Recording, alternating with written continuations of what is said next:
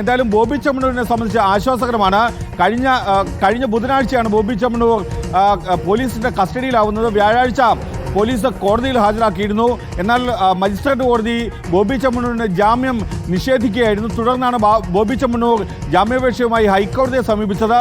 വെള്ളിയാഴ്ച ഹൈക്കോടതിയുടെ പരിഗണനയ്ക്ക് ഈ ജാമ്യാപേക്ഷ വരുമ്പോൾ ഹൈക്കോടതി രൂക്ഷമായ ഭാഷയിലുള്ള വിമർശനം അന്ന് ബോബി ചെമ്മണ്ണൂരിനെതിരെ ഉയർത്തിയിരുന്നു.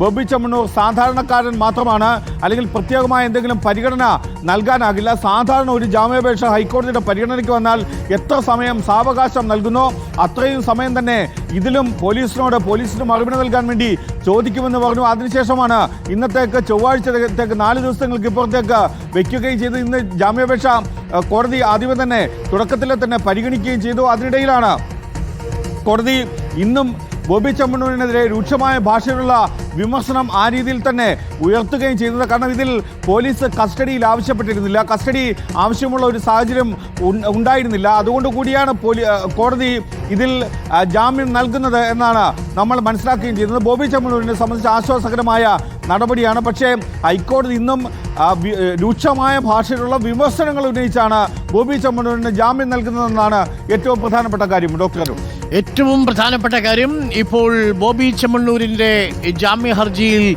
വിധി പറഞ്ഞിരിക്കുന്നു, ജാമ്യം അനുവദിച്ചിരിക്കുന്നു. 3:30 ഉത്തരവുണ്ടാവും. 3:30 ഉത്തരവ് ഇറങ്ങിക്കഴിഞ്ഞാൽ ഇന്ന് വൈകുന്നേരത്തോടുകൂടി 7 മണിയോടുകൂടി ബോബി ചെമ്മണ്ണൂരിന് ജയിൽ മോചിതനായി പുറത്തു വരാൻ സാധിക്കും. കർശന ഉപാധികളോടുകൂടിയാണ് ജാമ്യം അനുവദിച്ചിരിക്കുക എന്നാണ് നമ്മൾ മനസ്സിലാക്കുന്നത്.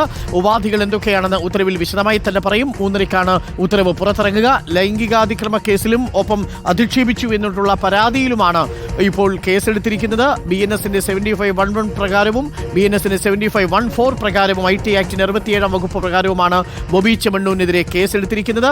3 വർഷത്തിൽ കൂടാത്ത ശിക്ഷയായിരിക്കും ഉണ്ടാവുക എന്നുള്ളത് പരിഗണിച്ചുകൊണ്ടാണ് ഇപ്പോൾ ജാമ്യം അനുവദിച്ചിരിക്കുന്നത്. 3 വർഷത്തിൽ താഴെയാണ് ശിക്ഷയെങ്കിൽ സ്വാഭാവികമായും ജാമ്യം അനുവദിക്കും.